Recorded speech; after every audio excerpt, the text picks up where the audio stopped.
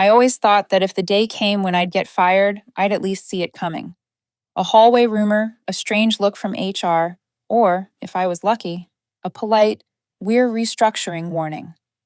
But no, it hit me like an electric bill, dry, abrupt, and arriving right on schedule at 8 o'clock on a Tuesday morning. But let me rewind to the day before. New York was cold in that clean, steady way that makes hot coffee look like it's breathing. I walked into the Sterling Capital Partners building, the place where I'd spent 7 years of my life, and if I'm honest, most of my professional soul. I remember choosing a navy blazer and pinning the small silver brooch my mother gave me when I first got the job. "To remind you that you're not invisible," she said. It sounded dramatic at the time, but it worked.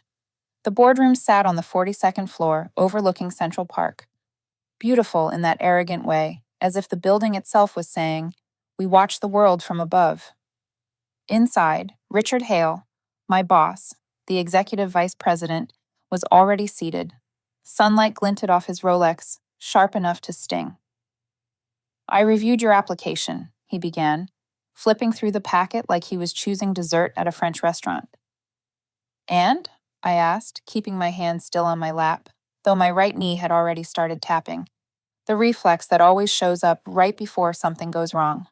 Richard looked up, took off his glasses, and gave that smile, the kind that says you won't like this answer, but I'm still the good guy here. "A promotion, Sophia? I don't think you're ready. Maybe in a few more years."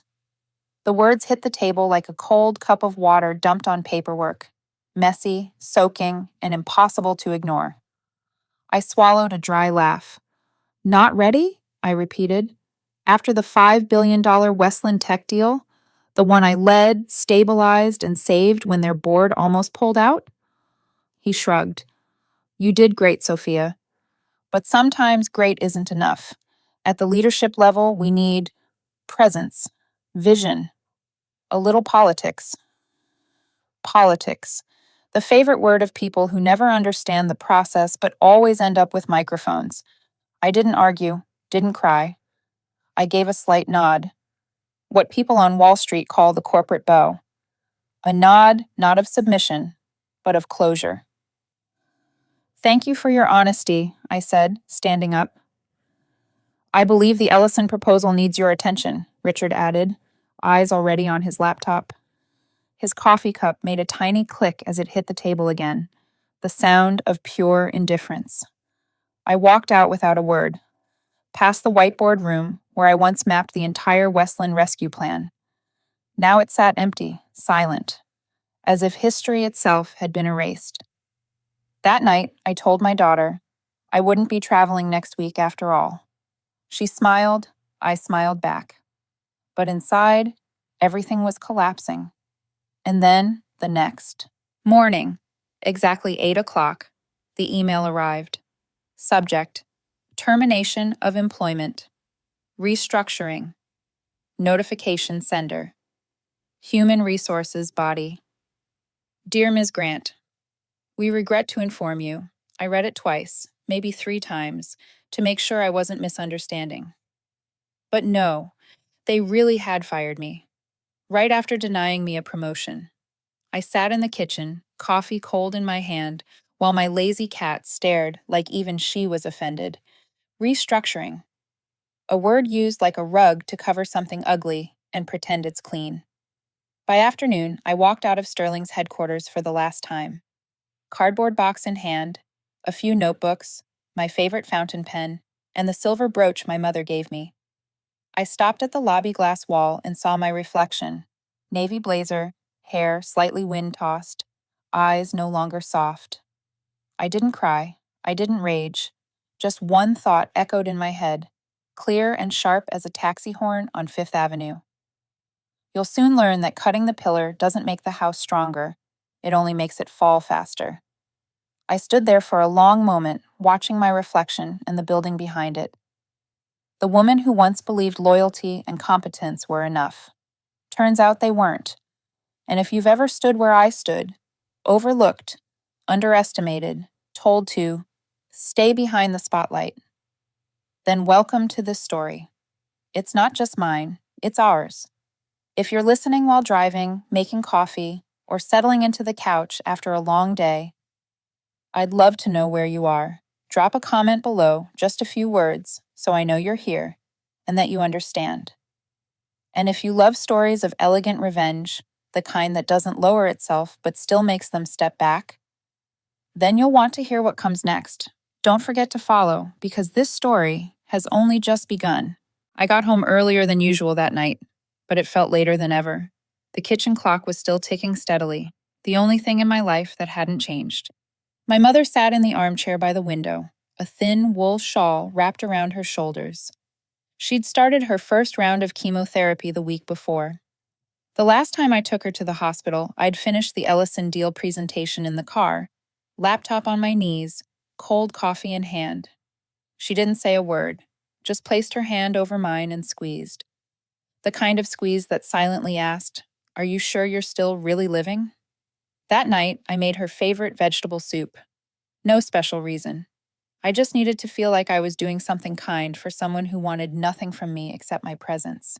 When my 10-year-old daughter Emma came running down the stairs, backpack swinging, hair messy, cookie crumbs on her lips, I knew I had to keep my face calm. "Did you finish your math homework?" I asked. "All done," she said, then hesitated. "You're home early. No meetings tonight?" I smiled, careful not to let my eyes drop. "No, I'll be home a little more from now on." She didn't ask why, just said, "Good," and ran off to turn on the TV. Kids notice more than we think, but they also know when to leave things alone. Later that night, after both my mom and Emma had fallen asleep, I sat at my desk under the dim yellow light of an old lamp. The screen in front of me showed a simple line of code. Nothing complicated for someone who built it from scratch. SG Framework. User Access Protocol. I created it, a real-time investment risk and market forecasting system that had saved Sterling from at least 3 crises in the past 3 years. Richard called it an internal tool. I called it the reason he still had a job. I knew the company would try to keep access, pretend they understood how it worked. They didn't. No one did, except me. I was never allowed to train a team or transfer the technology.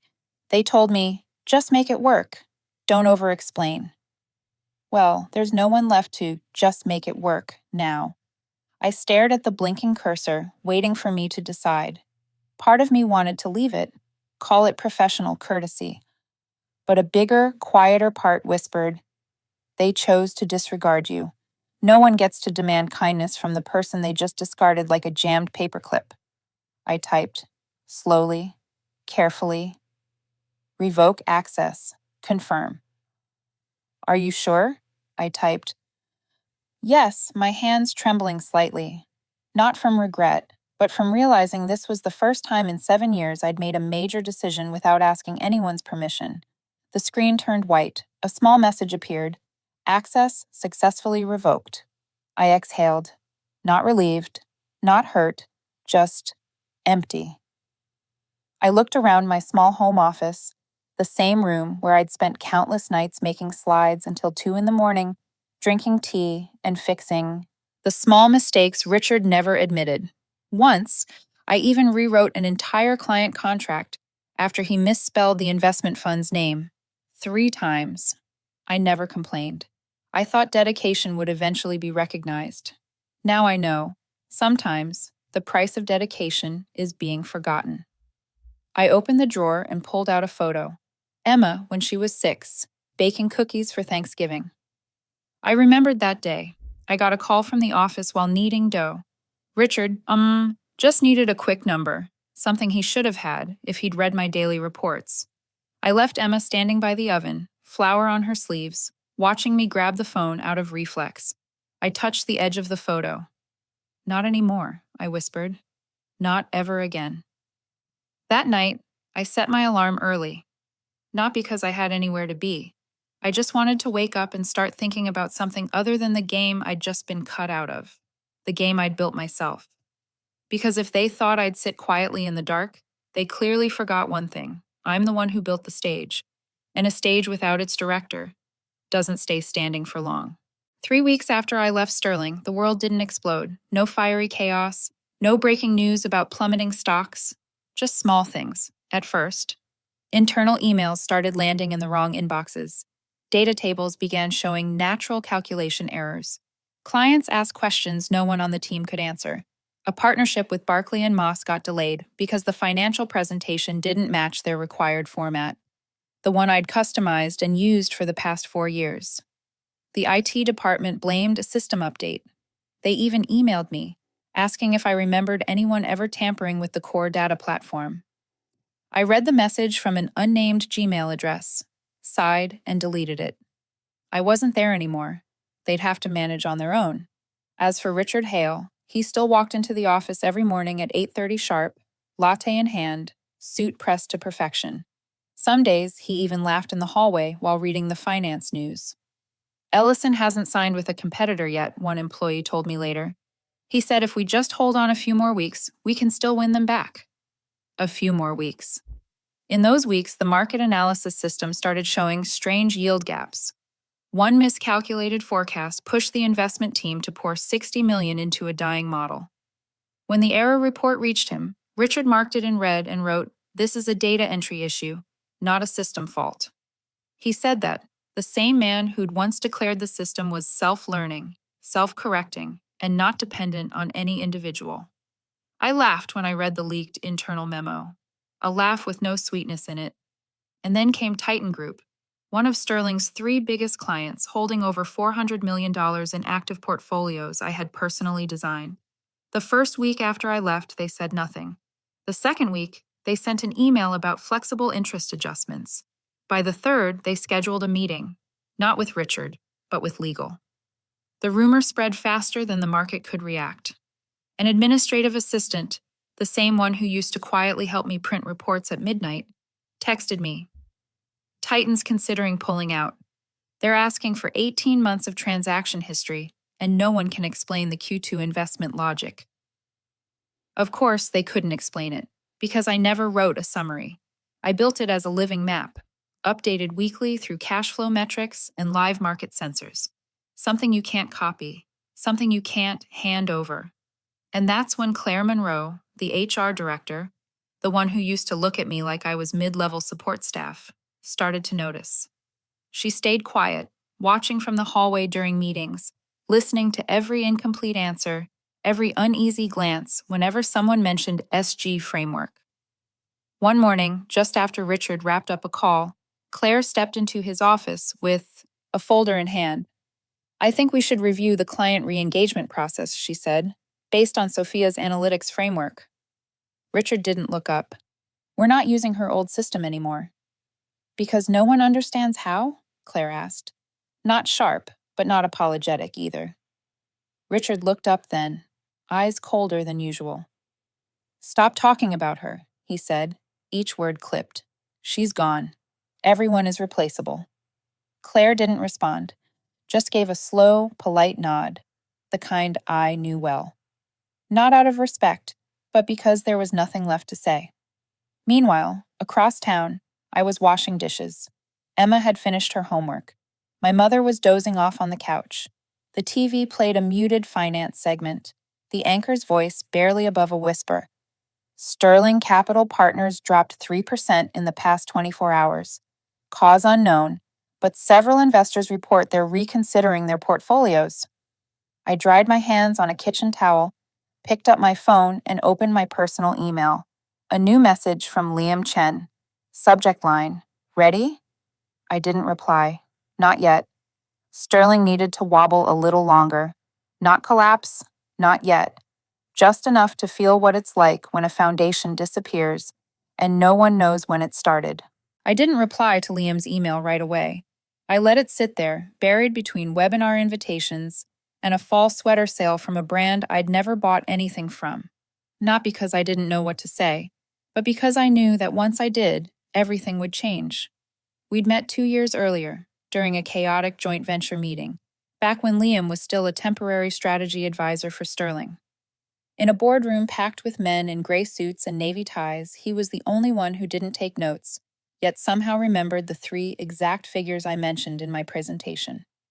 During the coffee break, he stood beside me at the counter, poured himself some water, and said casually, Great analysis. But I'm guessing your boss will change the first 3 lines and call it his own, right? I nearly spilled my tea. And now, 2 years later, he'd sent me an email with a single word in the subject line. Ready. No question mark. Just that. I called him that afternoon, while Emma was sketching and my mother was dozing on the couch. You know, emails like that usually get flagged as spam, I said instead of hello. Liam laughed. I heard paper rustling. He was probably still at the office. Yeah, but if you're who I think you are, you'd open it. And if I'm not? Then I'll pretend I sent it to the wrong person. I laughed, really laughed, for the first time in 3 weeks. We met the next day at a vintage cafe in Soho, the kind with a soft bell that rings every time the door opens. Liam showed up in a white shirt, no tie, sleeves rolled up. The kind of man who could walk into a billion-dollar meeting at 9 a.m. and grab drinks with friends at 6 without changing a thing. He slid a thin folder across the table, his tone direct. I want you to lead a new project for Aurelia. Your design, your build. No reporting chain, unless you want one. I lifted my cup, watching him through the steam. Why me? Because I know at Sterling, you were the only one who knew what was really going on. I watched Richard reuse your slides and throw in words he didn't understand. I saw you fixing contracts while everyone else was cutting cake. I nodded. No denial, no need for one. He went on. We're building a new investment platform. Cleaner, smarter, more ethical. Not the fake kind of green. A system that can assess not just financial risk but social impact. And I want the person who kept a company from collapsing, without anyone realizing it, to design it. I flipped through the pages. Diagrams, mock-ups, rough sketches. This would take at least 6 months and a 5-person team. You'll have a year, and you'll choose your own people. I set the folder down. And if I want Richard to know I built it? Liam raised an eyebrow. Then I'll put your name on the LED ticker around Sterling's office if I have to. We sat in silence for a while. Outside, a soul. Taxi passed, dragging along the hum of a city that never waits. I'm not after revenge, I said. I just want to be seen. Liam nodded. I know, and you will be. But for them to see you clearly, you have to stand where they're forced to look up. That line stayed with me the entire ride home. That night, I opened my laptop and created a new folder. New Structure Alpha. The first subfolder I named Vision. I didn't write anything inside yet, not because I lacked ideas, but because this time I wanted everything to start the right way, with intent, with purpose, without anyone cutting off the first 3 lines and calling them theirs. The next morning I texted Liam, ready. He replied with a single dot. I smiled. Maybe that's the language of people who've been underestimated. No fancy words, just action. And that's how I began rewriting the way a company runs. Only this time, I wouldn't stand quietly behind the curtain. This time, I'd be the voice they couldn't ignore. The news broke on a Monday morning, the kind of timing only seasoned manipulators know how to choose. I was standing in the kitchen, waiting for the kettle to whistle, when my mother, who never cared about finance unless it involved the price of milk, called out from the living room. Sophia, you're on TV. I thought she was mistaken. But no, my name was right there, scrolling across the bottom of a national finance broadcast. Former Sterling Capital employee accused of stealing internal data and falsifying billion-dollar deal reports. The kettle screamed. Coffee spilled across the counter. I didn't wipe it. I just stood there, watching my name being pulled into the week's scandal cycle like seasoning thrown into a pot. Beside it, an old photo. Me standing next to Richard at an event, holding a microphone, smiling politely. I looked exactly like what they wanted me to be, a perfect assistant. The media is a beast, and Richard knew exactly how to feed it. Within hours, dozens of outlets copied and pasted each other's headlines. The woman behind Sterling's market model. Genius or thief? Did Sophia Grant steal intellectual property? Westland Tech. The truth behind the billion-dollar deal and the shadow of a forgotten name. No real evidence, just anonymous insiders and sources close to Sterling. The kind of language built to burn reputations without accountability. Liam called that afternoon. You holding up? I once got denied a promotion in less than 10 words, I said. eyes still on a new article titled, Why Sophia Grant Might Be the One Who Destroyed Sterling from the Inside. Think we should hit back? He asked. I paused. Not yet. Let's see how far they want to push it. 48 hours later, when a minor finance blog tried to link me to an old compliance issue from 7 years ago, back when I was a broke intern at a startup that doesn't even exist anymore, I knew it was time. I opened my old folder called Old Drafts, scrolled down to Risk Warning Westland, and found a chain of emails titled, Potential Instability in Westland's Q2 Debt Position, Urgent. I'd sent it 3 times to Richard, twice marked Seen, once answered with a single word, handled.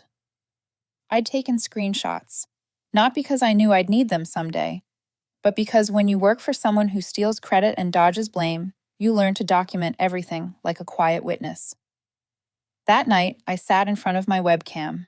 No makeup, no filters, no polished background, no rehearsed defense. I simply said, Good evening, my name is Sophia Grant, and I have 3 emails, 6 attachments, and 1 risk forecast no one ever opened. If you're wondering why the Westland deal collapsed from the inside, the answer has been sitting in Sterling's inbox since March. Then I opened each file. No drama, no tears, just facts, in PDF form, time-stamped and traceable. I ended with one simple line. No one wants their former company to fail, but when failure is built on silence after a warning, that failure no longer belongs to the one who spoke up. The video lasted exactly 2 minutes and 43 seconds. I posted it on my LinkedIn and my brand new YouTube channel. No catchy caption, no hashtags, just truth, left to stand on its own. By the next morning, it had 1.3 million views. 3 major financial papers reached out for interviews. 2 TV networks requested broadcasting rights. A veteran journalist wrote, While Sterling scrambles to define what data theft means, Sophia Grant simply opened old emails and asked the real question, who stopped reading the data? Sterling's stock dropped 18% in 2 days. Clients started booking meetings. Investors asked, was she the only one who left? And Claire, the HR director, was seen leaving Richard's office, face tense, hands gripping a thick folder. That evening, I got a message from a former colleague. Finally, someone said it out loud. Across town in the 42nd floor boardroom, Richard Hale slammed a report onto the table. The coffee mug jumped, like it was even tired. He shouted, She wants a war? Fine. Let's show her who's really in charge here. But this time, no one laughed along. One person quietly took notes, another stared out the window, and for the first time in years, the one who walked away was the one being heard. It took Richard only 2 days to reach out. I knew he would. Men like him never lose quietly. They need a stage, a few chairs to knock over, and an audience to pretend they're still in control before they finally back down. The call came at 9:47 that night, an unknown number. I let it ring 3 times before answering. Can we meet? No greeting.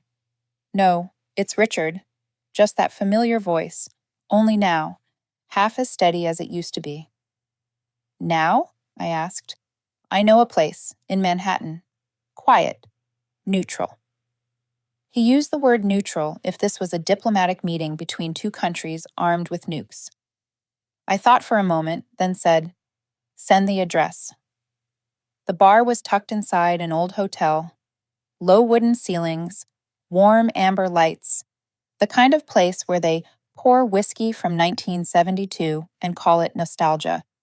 I walked in and found him in the corner, jacket off, shirt sleeves rolled halfway up, like he was trying to look casual but forgot how. A glass of bourbon sat half-finished in front of him, untouched since the first sip. You still show up on time, he said as I pulled out the chair. I worked for you for nearly a decade. Old habits die hard. I ordered sparkling water.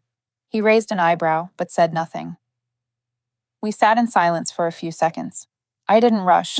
Silence always makes control freaks nervous. I didn't ask you here to apologize, he started, placing both hands flat on the table like he was about to sign a deal. Didn't expect you to, I replied, taking my first sip. We both know you're the only one who really understands how the current platform runs. The rest of them, they're guessing, playing around with a system they couldn't have written a single line of code for. He paused, a trap, carefully laid out, waiting for me to step in. I said anyone could replace you. I was wrong. For the first time, Richard Hale admitted he was wrong. But, he continued, you also know what you're doing is hurting people. Not just me, innocent ones, employees, shareholders. I don't think you're that kind of person. I set my glass down. You call them innocent? The ones who looked away for years?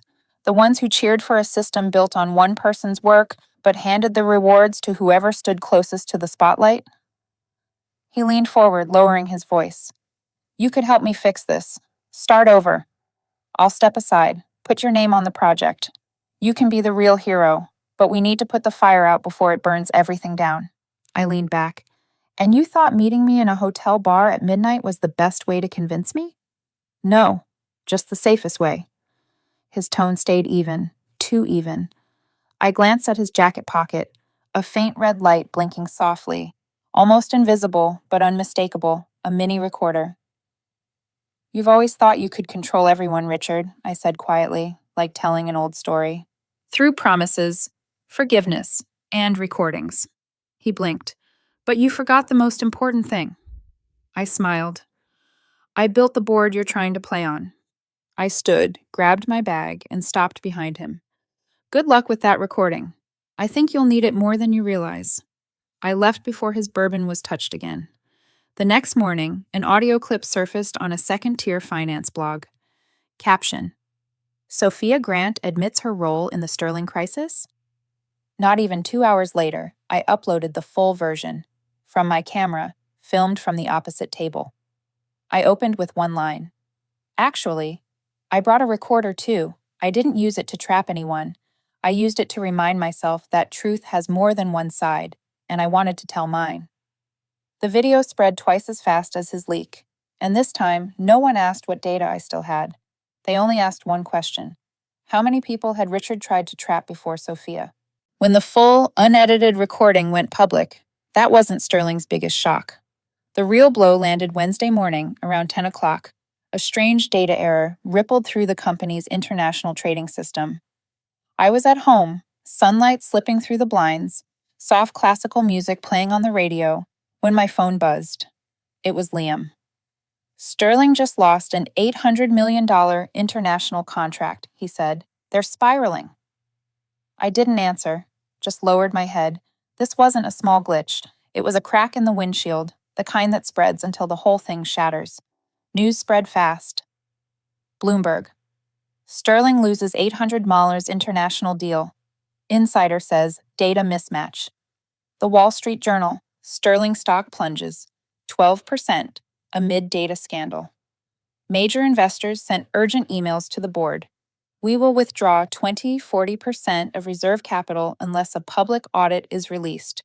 The trading floor was chaos. On the New York Stock Exchange, Sterling's stock had dropped 18% in 2 days. Trading volume spiked. Investors panicked. Partner funds sounded alarms. Inside the boardroom, the air was heavy. Claire Monroe, silent for years, arrived late, carrying a thick folder. Her eyes were red. When she walked in, every head turned, not out of respect, out of curiosity. She set the folder on the table before anyone could speak. I've sent the full internal record, she said.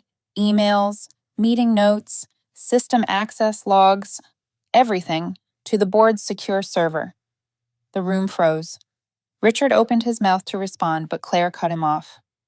That includes the draft Sophia wrote warning about Westland Tech's risk exposure. It includes your one-word replies, demons, the scene marks on each email, and it includes the access history to SG Framework from the past month. He couldn't deny it. He turned toward the chairman. Sir, Ms. Monroe acted without authorization, but The chairman tapped his pen against the table, voice cold. That's enough, Richard. You're suspended immediately, pending internal investigation. A senior executive rose to her feet, voice trembling. I'll testify. I heard him say Sophia was irreplaceable. I saw him delete files after she left the room. Richard stared at her, eyes wide, but stayed silent. External shareholders began emailing. Who's managing risk now? If the person who built the system was the one fired. By noon, headlines rolled in.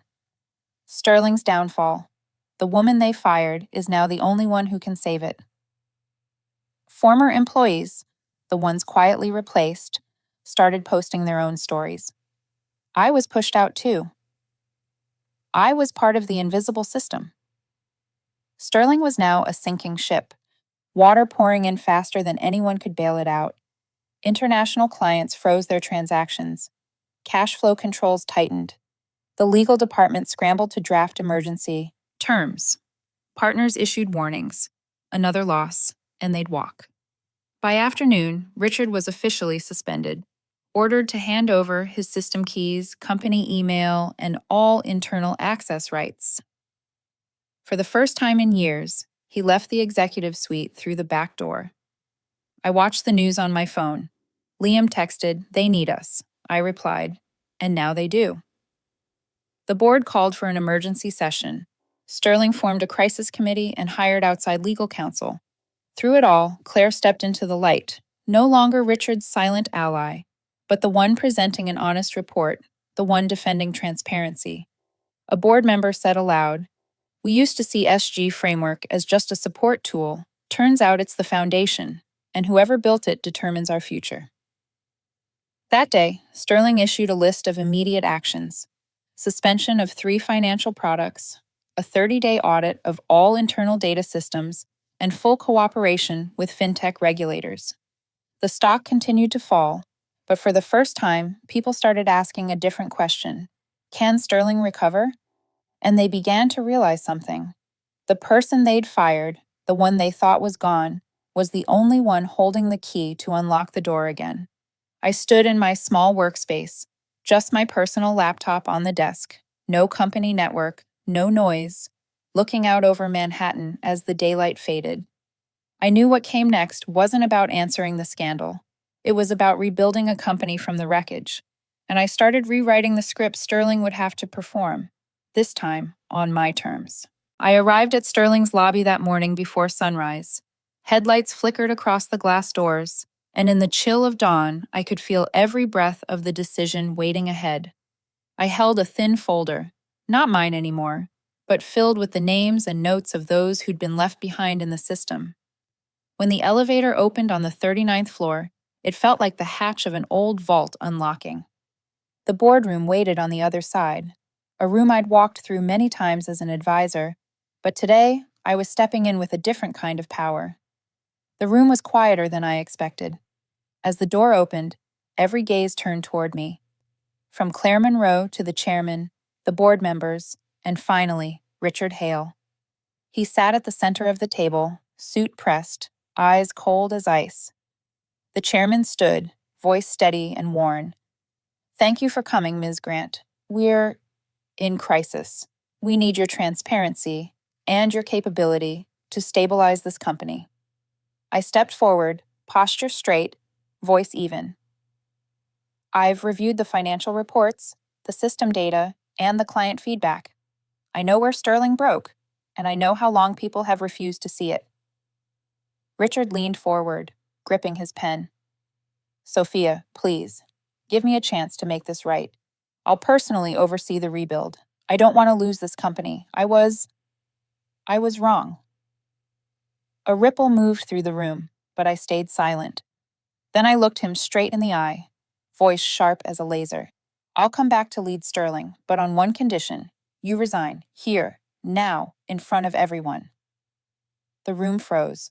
Richard didn't move, every eye fixed on him, the man who once ruled this table like a throne. A quiet board member finally spoke.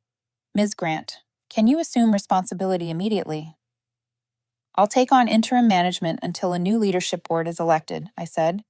"I accept responsibility to shareholders, to clients, and to the system. I didn't come back to stand behind anyone. I came to rebuild." Claire rose beside me, her voice calm. "I support this condition. I'll work with her to ensure a fair transition." Richard's hand trembled as he picked up the pen. His face had gone pale. He signed the resignation, lifted his hand from the paper, and stood. Without a word, he walked toward the door. As he passed, his eyes met mine, a mix of resentment, respect, and something like disbelief. Before he disappeared behind the closing door, the room was silent. The chairman exhaled, then said, "Per your proposal, and following Mr. Hale's resignation, the board appoints you as acting CEO, effective immediately. A formal vote will take place in 90 days." I nodded, expression steady. When I left the boardroom, the hallway felt endless. Through the tall glass wall, New York stretched below, dawn spilling between towers. Car horns echoing like the pulse of the city. Claire walked beside me. "You did the right thing," she said softly. I met her eyes. Gratitude without words. She understood. Some moments don't need speech. As I stepped through the glass doors on the ground floor, a breeze swept past. My reflection appeared in the window. Navy blazer, hair tousled by the wind, eyes calm, not soft, not hard, just clear. I thought of the morning I was fired, standing in the same place, clutching a cardboard box, vision blurred by exhaustion and disbelief. Now I was back, not to ask, not to restore, but to build something entirely new. Upstairs, the boardroom door closed behind Richard. His footsteps faded down the hall. Within minutes, staff began gathering documents, stamping pages, shuffling papers. No raised voices, no chaos, just a quiet order. My phone buzzed. A message from Liam. "Congratulations. Welcome home."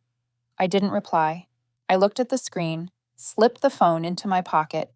In my mind, I thought, the real battle starts now. I didn't come back to reclaim what I lost. I came back to make sure no one ever looks at me the same way again. A year had passed since I walked back into Sterling, not as someone returning from failure, but as someone who had carried the wreckage home, rebuilt each piece, and laid the first stones of a foundation I still believed in. I sat in the CEO's chair, high above the city, eyes fixed on New York, stretching endlessly beyond the glass. The balcony's reflection caught the taxis, the towers, the streets below, everything waiting, still, for a new beginning. Sterling was no longer the company it used to be. It had to learn transparency, accountability, and equity, words people once used only to polish press releases. In my first all-hands meeting, I opened with numbers, operating costs, financial scores, risk metrics, upcoming projects, all displayed openly in front of everyone. No hidden dashboards, no internal access only. Every figure was explained, step by step. When someone asked about the failed deal, I said, "That's a lesson, not a secret." There were more women in leadership now, something I had always wanted. When talent was equal, women got the first look. I remembered Emma once told me, "I want to be a director, but I'm scared people will think I'm just an assistant." I hugged her and said, "You're not helping anyone's vision. You're building your own." I created the Sterling Future Leaders Fund, a program for recruiting and developing talent whose names no one had noticed. Mentorships, workshops, startup grants. I wanted those who had been forgotten to see their own names on the slides, not buried behind them. Claire Monroe, once Richard's loyal ally, now served as Sterling's conscience. She built an internal reporting channel that allowed even junior employees to speak up safely. She became the balance between empathy and authority. And Liam Chen, my partner in rebuilding, led the technical core behind Sterling AI, our new analytics platform. Real-time forecasting, ESG evaluations, adaptive learning, everything ran on data and transparency. We worked like harmony lines in the same score. He built the engine, I drew the map, and Sterling was the stage. One morning, I walked down the 42nd floor, the same corridor where I'd once been dismissed. It had been renovated but kept its old bones, the strip lighting across the ceiling, the wide glass overlooking Manhattan. I stepped into the old boardroom, the long table, leather chairs, and the whiteboard where I once mapped the Westland rescue. On the table sat a small box. Inside was a clock, its hands frozen at 8 hunk a.m. One of my team members touched the box and said softly, "We kept it as a symbol." I lifted the clock, wound it, and the second hand began to move again. I looked around the room, quiet except for the light and the tick of time. Then I said, "Let's start again from the very place everything ended." The ticking sounded like the opening line of a new chapter. Beyond the boardroom, glass, the morning sun stretched across my face, not the light of revenge, but of recognition. I smiled, not because I'd won, not because justice had finally been served, but because, at last, I was seen. And you. Which moment in this story stopped you, made you feel like you'd been there too? Tell me in the comments below. I read every single one, and I know someone out there needs to hear what you just felt. If you believe in stories where justice unfolds with grace, precision, and humanity, don't forget to follow and turn on notifications. Because the journey of those once underestimated, silenced, or cast aside isn't over yet. And I'll be here to tell it. Thank you for being here. Thank you for listening.